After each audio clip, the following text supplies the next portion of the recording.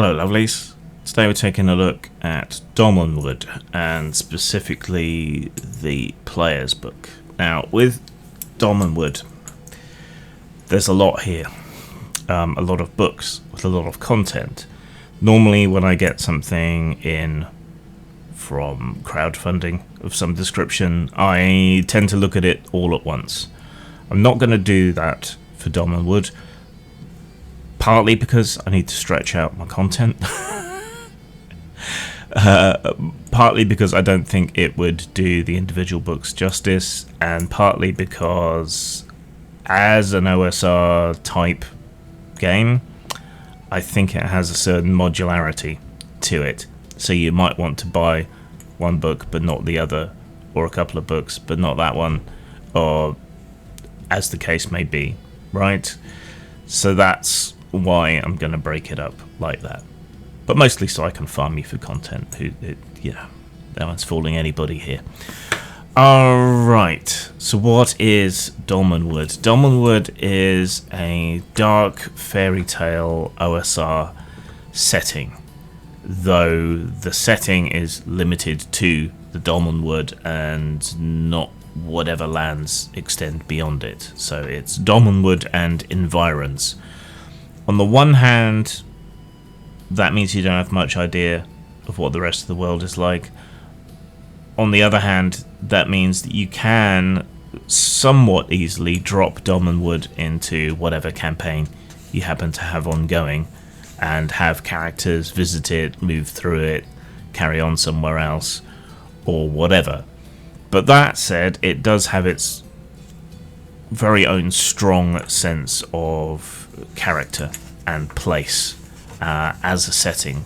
So while it's broadly compatible with various pseudo-medieval settings and so on, it's not entirely, because it has a very definite style and feel to it. I think of it as a slightly less hardcore Lamentations of the Flame Princess in terms of tone, etc. You could think of it as a slightly more accessible Lamentations of the Flame Princess in some ways, because it kind of taps into similar veins of weirdness and pseudo-historicity, and it feels like it takes place later than the pseudo-medieval worlds that we're more familiar with, even though that's not particularly reflected necessarily in the rules or the content. It's a feeling. Of course, that might be my own bias, because amongst my many other varied interests, I'm fascinated by folklore, especially the transition of pre-Christian religious ideas and spiritual ideas into folklore as they get suppressed. I'm also fascinated by the darker original versions of fairy tales. And you could liken this whole setting to the brooding folk tales about forests you find in British and Germanic myth. Or maybe I should save those kinds of observations for a pretentious waffle later in the week. I don't know, make this Dolmenwood week or something. The art is worth mentioning. Let me see if I can quickly find a good piece to illustrate what I'm talking about.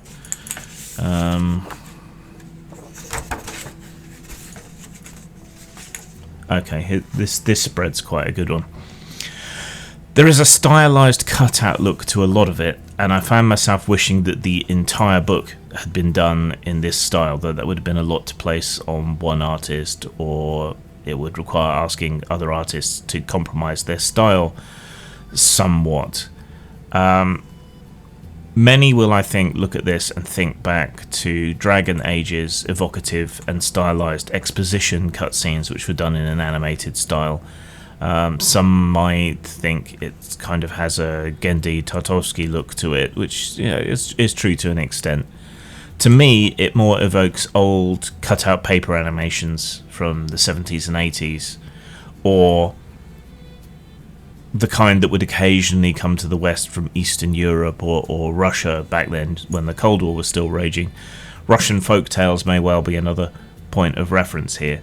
But this is extremely stylistic. It's different. It's not something I've seen much of elsewhere, and for me at least, the book feels more cohesive and whole when it's using these pieces. But there are other pieces which don't necessarily evoke the particular feel of the Dolmenwood in the same way. Case in point, technically more competent, perhaps, but also much closer to what you'd expect from a role-playing book these days, and not as characterful or as striking or as stylistic as the other art.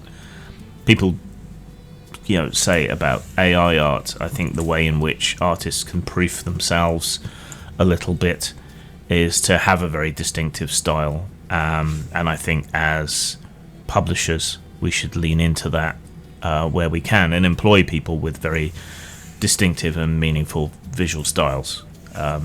Your Errol Otis's, if you want to go back. See, there's another lovely piece. To me, that just is so much more than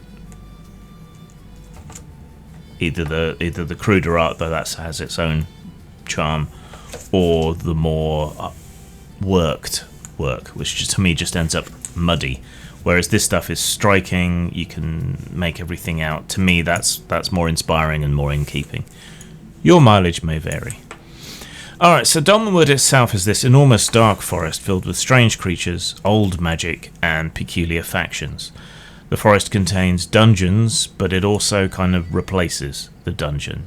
You can either think of Dolmenwood as a point crawl, or a hex crawl if you look at the map that came with the Kickstarter, or you can view it as a mega dungeon with a bit more freedom of movement and some sub-dungeons. But any of those things will give you the idea. If you venture into the forest, shit's going to get real pretty quick. Let's put it that way. But there are also great rewards and mysteries to be found within it. So it kind of provides its own motivation. But there are also villages and towns and things around the outside, or ensconced even within the forest, where you can pick up missions or find reasons to do things. I'd better say up front that a lot of my criticisms of this book, or series of books, and setting, I suppose, are going to come down to the extremely subjective and very much a matter of taste. Now, this first emerges for me when it comes to the various races that you can play in this, or kindreds, as they call them here. You got humans, of course, and if you're importing stuff from other OSR games, it's easy enough to play anything else that you want to play. But specific to the setting, we have Breggles, who are goat-headed beastmen with a caste system based on their horn length. There are elves, which are more like fairy tale elves, so not the kind that you might expect. They're a bit more like the capricious and weird fae, rather than pointy ears and a bow.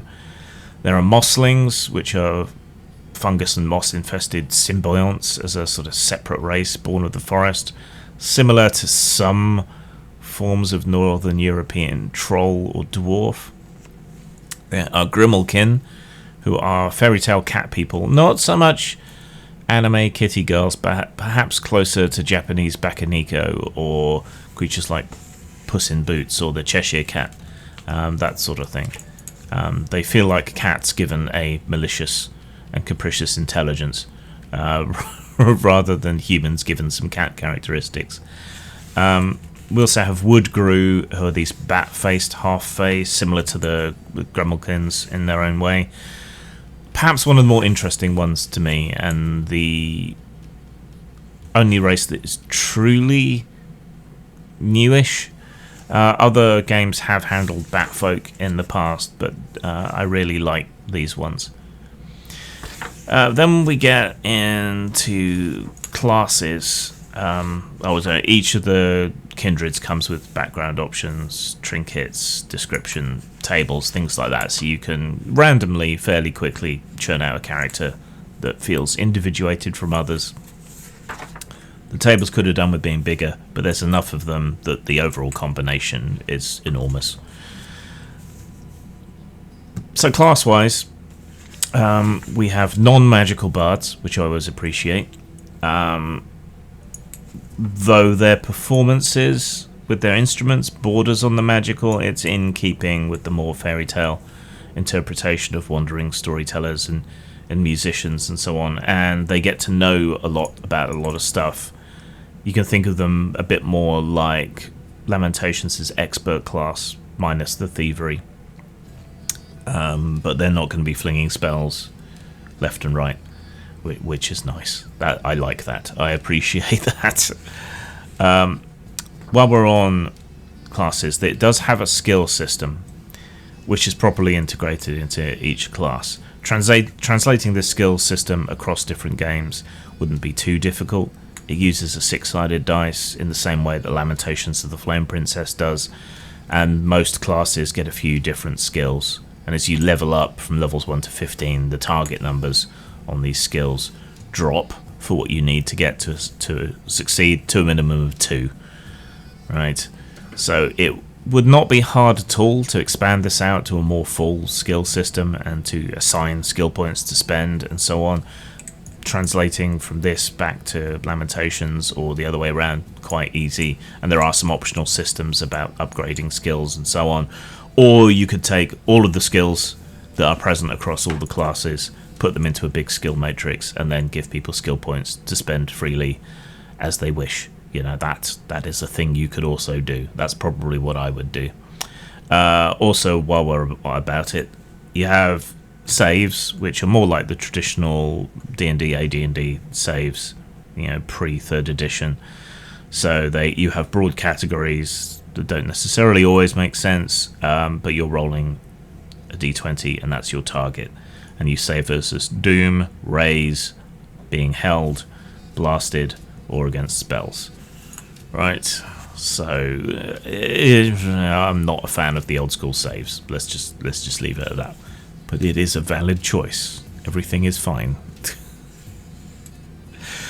Clerics, weirdly, don't have skills, but they do have some additional little abilities here and there, like the ability to identify holy items without needing to roll. Religion here is a form of pseudo-Christianity. So why they didn't just make it Christianity, I don't know. And the gods in other systems are replaced by devotion to different saints and orders, which isn't that similar to the way we had orders of knights or orders of monks and so on in reality. Indeed, this kind of pseudo-reverence for saints is part of people's beef with Catholicism quite often. So it makes perfect sense.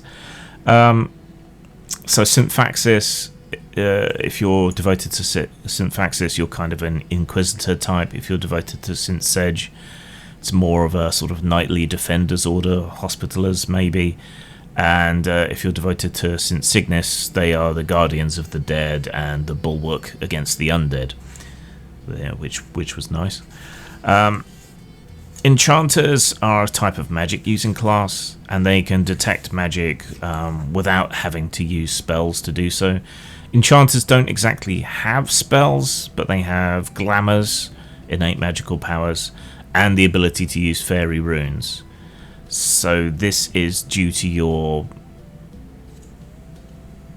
encounters with the Fae, your courting of the Fae to grant you these powers, and so it can be a little bit capricious, a little bit less powerful than normal magic, but a lot more reliable in terms of how much you can use it. Fighters are rendered a bit more interesting by having access to combat talents, but no skills. And these include things like Rage, Cleave, Defender, Last Stand, Leader, and so on. It's a bit more colourful, but it's no substitute, to my mind, for having a robust stunt system of sorts. Friars are a kind of subtype of cleric, mechanically, but they have a couple of skills and a slightly heightened access to magic. I would have gone the other way and have them have less magic, but more sort of class capabilities and so on. To me, that's more interesting than just having a more martial cleric and a more peaceful magic-oriented cleric. But again, that's me. Hey-ho. Hunters are rangers with the serial numbers filed off, animal companions, appropriate skills, and some suitable special abilities. But hunter to me is a little bit more evocative than rangers, and certainly in this setting, it makes more sense. For my part, I've probably called them foresters or huntsmen or woodsmen or something, and damn the accusations of sexism, because that's the general term. But and it would have been a bit more evocative. But yeah, it's okay. You know basically what you're getting if you think ranger. Knights are specialised fighters aligned to their liege. There are various different noble houses with different alignments and values, I guess you could say. So you can think of them as paladins of a sort, bound to a chivalric code and the alignment of their master. Knights are great at fighting larger monsters and at fighting while mounted, so invest in a horse. Or a dog, I guess, if you're small. Sir Didymus is calling. Magicians are the closest thing you get to your standard magic user in other OSR systems, though you get a starting spell list with your first spells assigned to you like a starting Pokemon, kind of.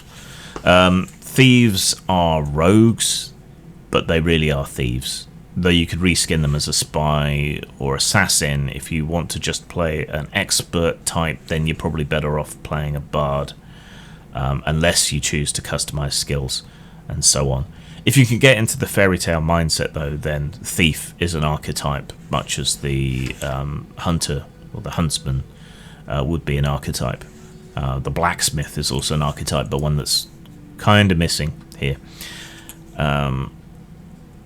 So then we get into magic, more detailed. Arcane magic works in the usual Vancian mould, which, I don't like, but your mileage may vary. There's plenty of optional other systems that you can plug in there if you want.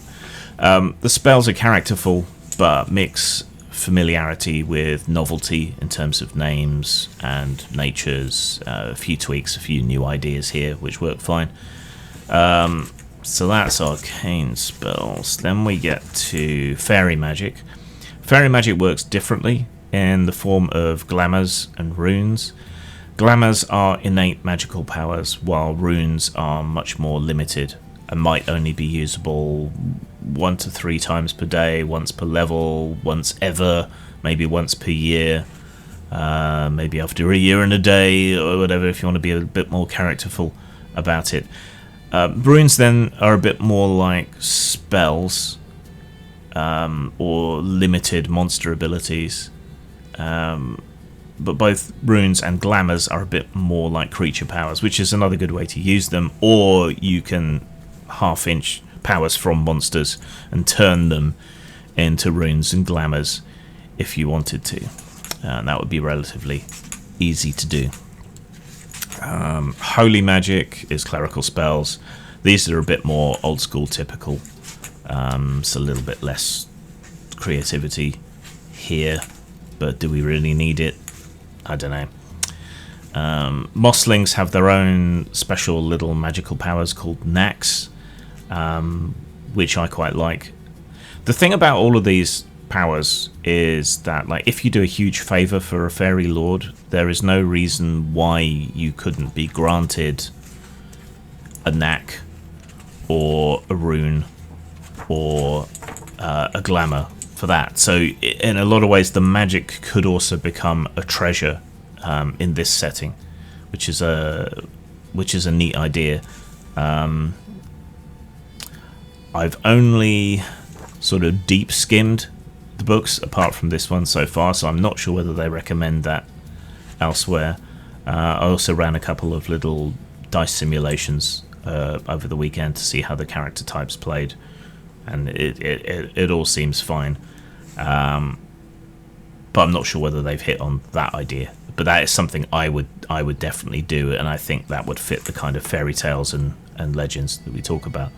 You know, there's plenty of folk tales about, you know, young girls or young men who wander off into the woods, meet a little old witch, and they're either nice to her in which case they are given special abilities, like every word from their mouth falls as a golden coin to the floor, or whatever, or they get cursed, in which case it's a lump of dung or a lump of coal or something, you know. And you could tap into that, though I wouldn't let people spawn gold by talking. You'd never shut them up. And better hope they don't talk in their sleep or they might choke to death. But there you go, mixed blessings. The gear list is mostly standard stuff. There's a few little things that are more specialized or interesting or unique to the setting. I found the hounds section interesting in that they give stat blocks for different breeds of dog that are found in the area. This is a little bit apocryphal, since breeds, as we think of them today, used to be more broader types of dog. So you would have a hunting dog or a herding dog or a spit dog, you know, until relative modernity. Some types can be thought of as going back to ancient Arabia in the terms of the oldest what we call breeds today, or early Inuit or Siberian tribes and civilizations. But still, it's a nice idea. I quite like it. You know, what's your dog? It's a mutt. I'm not sure that the system has enough fidelity and granularity for different breeds of dog to really matter that much mechanically, though. Your mileage may vary, but it's nice to have, and it does add some character and depth to the setting. We get some food types, we get some drink types, we get types of pipe leaf, which, depending how okay you are with drugs, is either weed or tobacco or a blend of herbs, perhaps, which would explain all the different effects and so on. But yeah, these things all have their own character and naming conventions, and effects on the game even, but not in all cases, just in some cases. But it's a nice thing you can do to establish your character. You know, I really like to smoke moggle moss, for example, which is a type of weed. The naming stuff, I think, for the food, for the drink, for the pipe leaf, for some other things, I think the whimsy has led perhaps slightly more than it should have, because some of the names are just a bit silly, and I say that as someone who has been dragged to camera meetings, even though I don't drink, and has taken in with amusement the names of the various ales. Old Grumblebottom stands out in memory, though it may be inaccurate. So that's all great. You also get plenty of options for retainers and hirelings, so that's nice. Retainers are more like sub-characters that you can hire or engage the loyalty of and have them with you. Those are limited by number. Hirelings aren't limited. There aren't stat blocks for everything, and when it comes to hirelings, you're supposed to make the character sheets up yourself, which is fine, and it does make a nice reserve character that you can kind of step into if your main character dies, if you want to get into that sort of thing. Alright. Skills create a bit of a problem, I think, in this game, in that if something has been defined as a skill, then not having that skill should probably either exclude you from doing it, or your chance of success should be worse than 1 in 6. But there are character classes that start with a 1 in 6 chance, which is implied by the rules what anyone can attempt on any skill anyway, which makes you ask, what's the point there? And it also means that you may well find yourself doing things that don't make sense. Like if someone has the tracking skill at 5, right, they need a 5 or a 6 on the roll. And the number goes down in this game, the better you get, right? But someone without the tracking skill, but with a high wisdom, say +3, has to roll a 6, doesn't get any assistance for having a decent wisdom score. And so it is across all of this. In a lot of games, you might substitute a d20 equal to or under your stat, and then you might have a modifier to that based on your skill levels, either skill ranks, novice, practitioner, master, or whatever. The kind of thing you would have found in the old rules cyclopedia, or you're heading into like 3rd, 4th, 5th edition skill territory. I don't know. I would wangle it.